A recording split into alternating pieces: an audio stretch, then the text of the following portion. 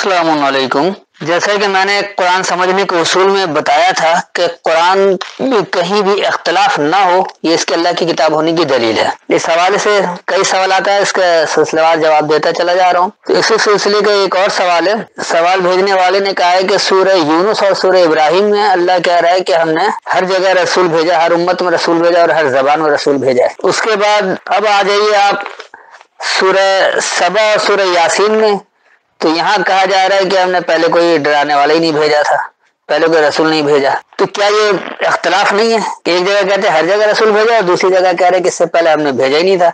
जैसे मिसाल के तौर पर इन्होंने कहा कि सूरह यासीन में कहा जा रहा है कि अपने उस कौम को डराया जिसके बाप दादा नहीं डराए गए थे। जब बाप दादा को डराई नहीं किया, पेश ही नहीं किया, तो कैसे मान ले आते। फिर ये कहते हैं कि जी मोहम्मद पर कुरान आया और मोहम्मद ने अरब में, उस अरब की तो तारीफ है कि वहाँ इब्राहिम इस्माइल वगैरह भी सब कुछ आ चुके थे, तो वो क्या रसूल नहीं थे? तो क्या ये तजाद नहीं समझ में आता है? तो वाकई इस रवायती तर्जुमे से तो बिल्कुल ये तजाद भरा पड़ा है कि एक बार अल्लाह कह रहा है कि हर जगह रसूल भेजा है, दूसरी जगह कह रहा है कि नहीं भेजा है। एक जगह कह रहा है कि हमने तुमसे पहले कोई डराने वाला ही नहीं भेजा, जबकि उस इलाके में तो अंबिया की तारीफ भरी पड़ी है। तो ये सब कुछ क्या है?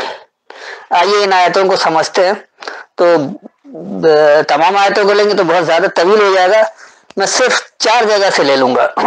सूरह यूनुस, सूरह इब्राहिम और फिर सूरह सबा और सूरह यासीन, ताकि बात इसी में वाज़ेह हो जाए। क्योंकि ज्यादा तवील बात हो जाती है तो लोग सुनते भी नहीं है तवज्जो से और उसको समझ भी नहीं पाते हैं। इस वक्त मेरे पास हाफिज नजर अहमद वाला तर्जुमा है, पहले मैं ये बताता हूँ, फिर जो मेरी फहम वो बताता हूँ। आइए देखते हैं कि क्या वाकई ये रसूलों का इख्तलाफ है या नहीं। तो सबसे पहले सूरह यूनुस यानी सूरह नंबर 10 और इसकी आयत नंबर 47 10 की 47। वलिकुल्लि उम्मतिन रसूलुन फइज़ा जाअ रसूलुहुम क़ुज़िया बैनहुम बिलक़िस्त वहुम ला युज़लमून। और हर एक उम्मत के लिए एक रसूल है, बस जब उनका रसूल आ गया उनके दरमियान इंसाफ के साथ फैसला कर दिया गया और उन पर जुल्म नहीं किया जाता। यहाँ ये सवाल करने वाले ने ये कहा है कि देखिए हर उम्मत में रसूल आ गया और जब उनका रसूल आता तो उनके दरमियान फैसला भी कर दिया गया, उन पर जुल्म नहीं किया जाता। तो आज जो कौम है, आज जो उम्मत है, क्या इनके दरमियान फैसला कर दिया गया? और अगर फैसला नहीं किया गया तो फिर ये आयत झूठी है। फिर ये भी कहा जा रहा है कि उन पर जुल्म नहीं होगा। तो पहले इस आयत को समझ लेते हैं। वलिकुल्लि उम्मतिन, और हर एक के लिए माखज है रसूलुन, पैगाम देने वाला है। तो हर एक माखज वालों के लिए पैगाम देने वाला है। उम्मत से और कहते हैं माँ को, इन उमम इसका मादा है। तो ये जहां से अखज किया जाए, जहां से पकड़ा जाए, जहां से पैदा होता है, इसलिए माँ को भी कहा जाता है कि माँ से बच्चे पैदा होते हैं। तो हर एक तरीकेकार वालों के लिए हर एक माखज, जिसने भी जहां से कोई कुछ पकड़ा है उसका एक पैगाम देने वाला तो है, कोई तो पैगाम है जिससे वो पकड़ रहा है। फ़इज़ा जाअ रसूलुहुम, बस जब आ गया उनके पैगाम देने वाले, तो जब भी उनके पैगाम देने वाले उनके सामने आते हैं, कुज़िया बैनहुम बिलक़िस्त, मुकम्मल हो जाता उनके दरमियान या फैसला हो जाता उनके दरमियान बराबरी का। जिस उसूल को लेकर वो चल रहे हैं, जिस पैगाम को लेकर वो लोग चल रहे होते हैं, उस पैगाम के तहत उनके दरमियान ये मामला तय हो जाता है बराबरी का। और ये, या इसको आप फैसला भी हो जाता है, ये कह सकते हैं वहुम ला युज़लमून, और वो जुल्म नहीं किए जाते, उस पर फिर कोई जुल्म नहीं होता है। लेकिन उन लोगों का जिन्होंने वाकई अपना कोई माखज बना रखा है, जिनका कोई माखज ही नहीं, जो आगे पीछे होकर चलते रहते, किसी को देख कर चलते हैं कि फला कौम तरक्की करके हम वो वाला मॉडल ले लें, तो उससे कभी भी नहीं होता है। ये मिसाल हमारी पाकिस्तान है कि ये कहते हैं कि जी यूरोप तरक्की याफ्ता, हम यूरोपीय कानून को अपना लें, तो ऐसा मुमकिन ही नहीं। यहाँ के लोग क्या है, इनकी माशरत क्या है, इनके अकायद क्या है, इनके सब कुछ क्या है, इसके हिसाब से लेकर, इनके नजरियों को लेकर लोगों को बताना पड़ेगा कि हक बात क्या है। तो अल्लाह जो है वो तमाम इंसानों का है, किसी मखसूस कौम का नहीं है, किसी मखसूस जगह का नहीं है, किसी मखसूस खित्ते का नहीं है, तमाम इंसानों का है। तो इसलिए वो ऐसी बात करता ही नहीं जो किसी एक जगह फिट हो और हर जगह ना हो। तो यहाँ अल्लाह ने साफ लफ्जों में ये कहा है कि हर एक माखज वालों के लिए एक पैगाम देने वाला है। जो भी जिसको पकड़कर चलते हैं, जो भी एक बुनियाद बनाते हैं, उसके लिए एक पैगाम देने वाला है। और जब उनका पैगाम देने वाला उनके पास आता है तो उनके दरमियान बराबरी का फैसला हो जाता है, बराबरी इसके साथ मुकम्मल हो जाता है और वो जुल्म नहीं किए जाते हैं। तो ये आज भी लागू है। आज अब पाकिस्तान वाले नाकाम क्यों हैं? क्योंकि पाकिस्तान अपने तौर पर एक माखज पर जमा ही नहीं है, इनका कोई अखज करदा ही नहीं है। जो लोग हुक्मरान हैं یا جو لوگ یہ طاقت رکھتے ہیں کہ ملک کے آئین کو بنائیں، اس کو بگاڑیں یا اس پر لاگو کریں، تو وہ سب بکھرے پڑے ہیں. کوئی یورپ ماڈل لیتا ہے، کوئی امریکی ماڈل لینا چاہتا ہے، کوئی برطانوی ماڈل لینا چاہتا ہے، کوئی جرمنی کا ماڈل لینا چاہتا ہے، کوئی چائنا کا ماڈل لینا چاہتا ہے. اور قرآن جو ان کے پاس موجود ہے اس کو تو اس کا ان سے دور کا واسطہ نہیں ہے، قرآن کسی نے سمجھا ہی نہیں ہے. تو یہ چوچو کا مربع بن گیا ہے، اس لیے یہاں پر ترقی ہے ہی نہیں اور ظلم ہی ظلم ہے. جبکہ اللہ نے ظلم نہیں کیا. اگر یہ ایک ماخذ پر آ جائیں، واقعی قرآن کو مان لے کے یہ اللہ کی کتاب ہے، ہدایت کی کتاب اور ہمارے لیے ہے، کیونکہ یہ تو دعوے دار بھی ہیں کہ ہم مسلمان ہیں اور قرآن کو مانتے ہیں. لیکن اگر قرآن کے نظام کو نہیں اپنائیں گے تو کیا ہوگا؟ ظلم کا بازار گرم رہے گا، اندھیرا چھایا رہے گا اور ملک میں ترقی کبھی نہیں ہو سکے گی. جب بھی ایک ماخذ پر آئیں گے، اس کے تحت فیصلہ کریں گے برابری کا، تو پھر ظلم نہیں ہوگا. آئیے اگلی آیت، سورہ نمبر 14 اور اس کی ہے آیت نمبر 4، یعنی 14 کی 4. یہاں ہے وما ارسلنا من رسول الا بلسان قومه ليبين لهم فيضل الله من يشاء ويهدي من يشاء وهو العزيز الحكيم. اور ہم نے کوئی رسول نہیں بھیجا مگر اس کی قوم کی زبان میں، تاکہ وہ اس کے لیے اللہ کے احکام کھول کر بیان کر دے. پھر اللہ جس کو چاہتا ہے گمراہ کرتا ہے اور جس کو چاہتا ہے ہدایت دیتا ہے. وہ غالب حکمت والا ہے. اب یہاں یہ سوال کیا جا رہا ہے کہ اللہ نے ہر زبان میں رسول بھیجا ہے، تو اردو زبان کا رسول کون ہے؟ یا ہندی زبان کا رسول کون ہے؟ یا جرمن زبان کا رسول کون ہے؟ یا انگریزی کا رسول کون ہے؟ انگریزوں کا کون ہے؟ انگلش زبان کا؟ کیا آج اس قرآن کے مطابق ایسے زبانوں کے کوئی رسول مل رہے ہیں؟ یہ آیت کیسے سمجھ میں آ سکتی؟ کیا کچھ ہو سکتا ہے؟ پھر اس کے بعد اسی میں آ رہا ہے کہ اللہ جس کو چاہتا ہے گمراہ کرتا ہے اور اللہ جس کو چاہتا ہے ہدایت دیتا ہے. تو ان لوگوں کو بیچاروں کا کیا قصور ہے جن کے اوپر آپ کہہ رہے ہیں کہ یہ گمراہ ہے؟ وہ تو اللہ ہی نہیں چاہ رہا ہے. اگر اللہ چاہے گا تو ہدایت دے گا اور اللہ چاہے گا تو گمراہ رکھے گا. سارا الزام اللہ پر ڈال دیا. آئیے اس آیت کو سمجھتے دیکھیے یہ کیا ہے. وما ارسلنا، اور جو ہم نے بھیجا، من رسول، کوئی پیغام دینے والے سے، الا بلسانی، صرف اس زبان کو، قوم ہی جو اس کی قوم کی ہے، لیبین لہم، واضح کرنے کے لیے ان کے لیے، فیضل اللہ من یشاء، جو یہ چاہے اللہ سے پس وہ گمراہ ہو جائے، ویہدی من یشاء، اور جو یہ چاہے ہدایت لے، وہو العزیز الحکیم، اور وہی غالب حکم دینے والا ہے. تو یہاں اللہ صاف لفظوں میں کہہ رہا ہے کہ جو بھی کسی قوم میں اللہ کی بات کو پہنچاتا ہے، اس کا پیغام دینے والا، تو نہیں اللہ کا پیغام پہنچانے والا جو کوئی بھی ہوتا ہے تو اس کی اپنی قوم کی زبان میں بتا رہا ہوتا ہے. مثال کے طور پر اگر آج میں قرآن کو سمجھا رہا ہوں، آپ کو اردو کی زبان میں سمجھا رہا ہوں، تو رسول کا مطلب ہی یہ پیغام دینے والا. اس کا یہ مطلب نہیں کہ قرآن اسی پر نازل ہوا، قرآن پہلے سے موجود ہے، جس نے سمجھ لیا اس کے پیغام کو آگے پہنچائے گا وہ رسول کہلائے گا. تو ہر زبان میں جو اللہ کا پیغام پہنچا رہا ہے وہ اس اپنی قوم کی ہی زبان میں پہنچا رہا ہے. اور کس لیے؟ کہ لیبین لہم، ان کے لیے وضاحت کر دے، ان کے لیے بیان کر دے. اب جو یہ چاہے وہ اللہ سے ہدایت لے لے اور جو چاہے وہ اللہ سے گمراہ ہو جائے. اب اللہ کی بات کو مانے گا تو ہدایت لے لے گا اور اللہ کی بات کا انکار کرے گا تو وہ گمراہ رہے گا. اور اللہ جو ہے وہ دراصل غالب حکم دینے والا ہے. اللہ کے احکامات ہمیشہ وہی غالب رہیں گے. اس لیے یہاں بھی کوئی ایسا تضاد نہیں ہے اور یہ آج کے دن بھی لاگو ہوتا ہے. یہ اور بات ہے کہ لوگوں کے سمجھ میں پھیر ہے. اب آ جائیے تیسری آیت، کیونکہ میں نے پہلے کہہ دیا کہ میں زیادہ طویل نہیں کروں گا، ہر آیت کو لوں گا تو بہت طویل ہو جائے گا. تیسری جگہ آ رہی ہے سورہ سبا، یعنی سورہ نمبر 34 اور اس کی آیت نمبر ہے 44. یہاں ہے وما آتیناہم من کتب یدرسونہا وما ارسلنا الیہم قبلک من نذیر.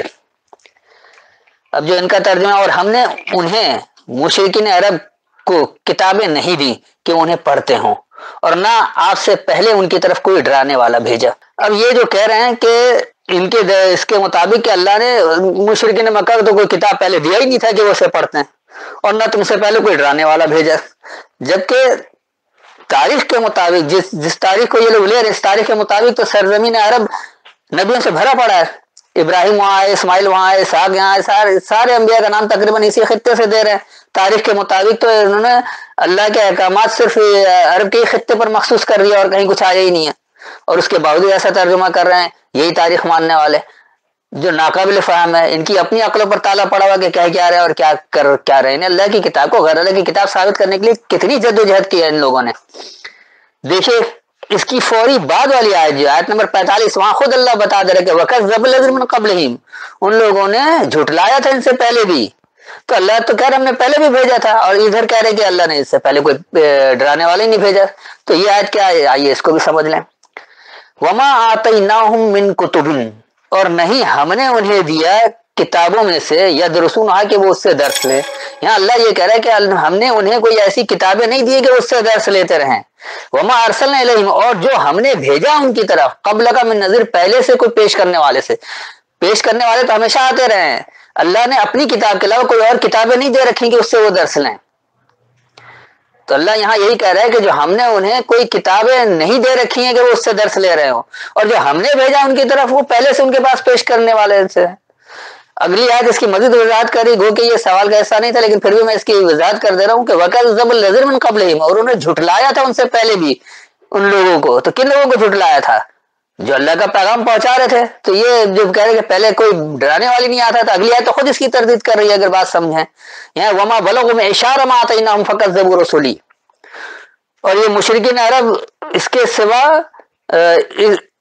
اس کے رسول 10ویں حصے کو بھی نہ پہنچے جو ہم نے انہیں دیا تھا. اب دیکھیں یہاں پر یہ خود کہہ رہے کہ 10ویں حصے کو بھی نہیں پہنچے نا, اللہ نے تو پہلے رسول بھیج دیا تھا. جبکہ یہ کیا وما بلغوا معشارا, اور جو پہنچا انہیں معاشرہ, اشر کہتے ہیں معاشرے کو. تو جو معاشرہ اللہ اپنی کتاب میں دے رہا ہے, بتا رہا ہے کہ یہ کیا کچھ ہے, اگر اس کو سمجھ لیتے تو وہ جو پہنچا انہیں معاشرہ ماتینم جو ہم نے انہیں دیا فکذبوا پس انہوں نے اسے جھٹلایا رسولی میرے پیغامات دینے والوں کو. پیغامات دینے والے آتے رہے, انہوں نے جو معاشرہ پہنچایا کہ اللہ کیا کون سا معاشرہ بنانے کو تمہیں کہہ رہا ہے, اللہ کیا معاشرہ چاہتا ہے, انہوں نے اس کو جھٹلا دیا اور پیغامات دینے والوں کو جھٹلا دیا. فکیف کان نکیر پس دیکھو ان کا انجام کیا ہوا, ان کا انکار کرنا کیا ہوا.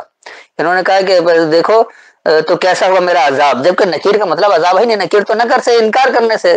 تو کیسا ہوا انکار کرنا, جن لوگوں نے انکار کیا اللہ کے پیغامات کو جھٹلایا تو وہ معاشرہ کیسا بن گیا, نہ ہمواری والا معاشرہ. مثال کے طور پر آج کے مسلمان معاشرہ ہر جگہ جو تباہ برباد ہے, ظلم کا شکار ہے, معاشی ترقی نہیں ہے, نہ کسی چیز کی کوئی ترقی, یہ پیچھے رہ رہے. تو وہ کس لیے, کیونکہ انہوں نے اللہ کے پیغامات کو جھٹلایا. وہ سمجھتے نہیں اسے, جو انہوں نے پیغام صحیح پہنچایا ان کو بھی جھٹلایا. اب آ جائیے چوتھی جگہ, یہاں پر سورہ یاسین سورہ نمبر 36 36 اور اس کی آیت نمبر ہے 6. لِتُنذِرَ قَوْمًا مَّا أُنذِرَ آبَاؤُهُمْ فَهُمْ غَافِلُونَ, جو ان کا ترجمہ ہے تاکہ آپ اس قوم کو ڈرائیں جس کے باپ دادا نہیں ڈرائے گئے, بس وہ غافل ہیں. اب یہاں اس آیت میں انہوں نے صاف لفظوں میں کہہ دیا ہے کہ ان لوگوں کو ڈرایا جن کے باپ دادا کو ڈرایا نہیں گیا, یعنی اس سے پہلے اللہ نے رسول ہی نہیں بھیجا. تو کیا جس سرزمین میں محمد کو آپ ثابت کر رہے ہیں, کیا وہاں پر ابراہیم اسماعیل وغیرہ نہیں آئے تھے؟ وہ تو پہلے سے باپ دادا کو ڈرا چکے تھے. تو پھر یہ آیت تو قطعاً جھوٹی ہو جاتی ہے فوری طور پر. پتہ نہیں ان کی عقل کہاں گم ہو گئی ہے, یا ان کی لوگوں کو بیوقوف سمجھ رکھا ہے. لوگ ہیں بیوقوف, جو بھی عقل والا ہے وہ تو اس بات کو فوری طور پر سمجھ جائے گا کہ کتنا بڑا جھوٹ ہے. جس گھر کو ابراہیم اسماعیل سے بنوا رہے ہیں اسی گھر میں محمد کو بھیجا اور وہاں کہہ رہے کہ تم سے پہلے باپ دادا کو ڈرانے والے نہیں بھیجا. کتنا بڑا تضاد ہے. دیکھیے یہ کیا ہے, لِتُنذِرَ تمہیں پیش کرنے کے لیے, قومن ایک قوم کو, ما انذر جو پیش کیا گیا, آباہم ان کے بڑوں کو, فہم غافلون پس وہ غافل رہیں. تو اللہ تو صاف کہہ رہا ہے کہ تم اس قوم کو پیش کرو جنہیں پیش کیا گیا, ان کے بڑوں کو بھی پیش کیا گیا اور وہ غافل ہی رہے. آپ کے بڑوں کو بھی اللہ کی ہدایت آئی, قرآن کی بات آئی, لیکن انکار کیا. کس لیے؟ کیونکہ وہ بات اگر کر دیں گے ان کی اپنی حاکمیت ختم ہو جائے گی. اللہ کہہ رہا ہے کہ حاکم صرف اللہ ہے, لا الہ الا اللہ جو کہا گیا, اللہ کہہ رہا ہے کوئی حاکم نہیں ہے, صرف اللہ ہے. جب اللہ کی حاکمیت کا اقرار کر لیں گے تو آپ کی اپنی حاکمیت ختم ہو جائے گی. لوگوں نے اپنی حاکمیت کو قائم رکھنے کے لیے یہ اس طرح سے کر دیا کہ اللہ نے کہیں بھیجا ہی نہیں, کچھ کیا ہی نہیں. تو بہرحال میرے خیال میں یہ وضاحت ہو گئی کہ قرآن میں تضاد نہیں ہے. جو لوگ قرآن میں تضاد ثابت کر رہے ہیں روایتی ترجمے سے, وہ روایتی مترجم قرآن کے منکر ہیں اور یہ سمجھنے والے قرآن کے دشمن ہیں. اور اس طرح انہوں نے عام لوگوں کو قرآن سے دور کرنے کی بڑی مذموم کوشش کی ہے. اس کی جتنی مذمت کی جائے اتنا کم ہے. کاش کے لوگ قرآن سے ہدایت لیں, قرآن کو ہدایت کی کتاب مان لیں, تو آج بھی یہ فرقہ بندی سب کچھ ختم ہو جائے اور لوگ ایک ہی طرف آ جائیں. کیونکہ اللہ نے تو پہلے اس کا حل بتا دیا کہ وَاعْتَصِمُوا بِحَبْلِ اللَّهِ جَمِيعًا وَلَا تَفَرَّقُوا, تم اللہ کی کتاب کو مضبوط پکڑ لو, تمہارا فرق نہیں ہوگا. آج ہم نے اللہ کی کتاب کو چھوڑ دیا ہے, اپنے اپنے ملاؤں کی کتاب کو پکڑ لیا ہے. تو جتنے ملا اتنے ہی فرق, اتنی ہی تفریق. فرق اسی وقت ختم ہوگا جب آپ صرف خالص اللہ کی کتاب کو پکڑیں گے, اللہ کے کلام کو غیر اللہ کے کلام کے ملاوٹ کے بغیر سمجھیں گے, یعنی اللہ کے کلام میں غیر اللہ کے کلام کے شرک نہیں کریں گے, جب جا کر آپ واضح ہدایت تک پہنچ سکتے ہیں. اور جتنے بھی یہ مترجم ہیں انہوں نے تو غور ہی نہیں کیا کہ کیا کچھ ہم کر کے جا رہے ہیں. وہ دور آج تھا، وہ دور کچھ اور تھا جب لوگوں نے عقل و شعور کا استعمال نہیں کیا. آج کا دور کچھ اور ہے، لوگ عقل استعمال کر رہے ہیں، پوچھ رہے ہیں، سوال کر رہے ہیں، سمجھنا چاہ رہے ہیں. تو جو قرآن دشمن ہے وہ قرآن دشمنی میں اتنا آگے نکل گیا کہ انہوں نے اس پر غور ہی نہیں کیا کہ ترجمہ غلط ہے، مترجم غلط ہے، انہوں نے اللہ ہی کو غلط ثابت کرنا شروع کر دیا. اور یہ قرآن دشمنی کی واضح دلیل ہے کہ وہ لوگ قرآن سمجھنے کے بجائے مترجموں کے ذریعے اللہ پر تنقید کر رہے ہیں. اللہ پر تنقید کرنے کے بجائے ان مترجموں پر تنقید کر رہے ہیں جنہوں نے غلط ترجمہ کر رکھا ہے. تو میرے خیال میں بات بہت واضح ہو گئی ہوگی. پھر بھی کوئی سوال ہو تو بعد میں کر سکتے ہیں. السلام علیکم.